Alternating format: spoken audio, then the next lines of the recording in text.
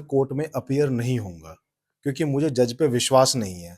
अब जैसे कि रिसेंटली आपको पता है, एग्ज़ाम्पल अगर मैं दूँ, दिल्ली के जो चीफ मिनिस्टर हैं अरविंद केजरीवाल, उन्होंने कहा कि मैं कोर्ट में अपीयर नहीं होऊँगा, ना ही मेरा काउंसल जाएगा, यानी कि ना मेरा एडवोकेट जाएगा और ना ही मैं जाऊँगा। तो इसके कॉन्सिक्वेंसेस क्या हो सकते हैं? यानी उन्होंने, जैसे कि अरविंद केजरीवाल के केस की अगर हम बात करें, तो उन्होंने ये बोला कि मैं जज पे विश्वास नहीं करता, ऐसा मुझे लगता है कि मुझे न्याय नहीं मिलेगा। तो क्या ये स्टेटमेंट बोलना वैलिड है या नहीं? तो पहले तो मैं आपको बता दूँ, कोर्ट के पास डिस्क्रिशनरी पावर होती है, यानी कि अगर आप ये कहते हैं कि मुझे ऐसा लगता है कि आप शायद मेरे साथ न्याय नहीं करेंगे, तो इस चीज़ को लेकर जज कभी केस नहीं छोड़ता है।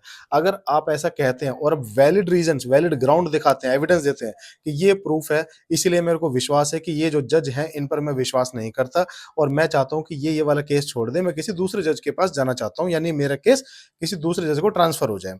तब तो पॉसिबल है। कब? जब आपने वैलिड रीज़न, एविडेंस दिखा दिया कि भैया ये है रीज़न, इसलिए मैं कह रहा हूँ। लेकिन आप यही कह दें कि मेरे को ऐसा लगता है, मेरा मन कहता है, तो क्या ये पॉसिबल है कि जज वो केस को रेस्क्यू कर देगा, छोड़ देगा? बिल्कुल पॉसिबल नहीं है, ऐसा नहीं हो सकता। अब दूसरी बात हम करें, जैसे अरविंद केजरीवाल साहब ने कहा कि मैं कोर्ट में नहीं जाऊँगा और मैं तैयार हूँ, इसके कॉन्सिक्वेंसेज़ के लिए क्या होगा? तो क्या हो सकता है? तो पहली बात, भैया जो जज साहब हैं, वो क्या करेंगे? वो आपको समन करेंगे या नोटिस करेंगे कि आप आओ। अगर आप नहीं आते हो, तो वो वारंट इश्यू कर सकते हैं। वारंट, अब 2 तरह के वारंट होते हैं, बेलेबल और नॉन बेलेबल।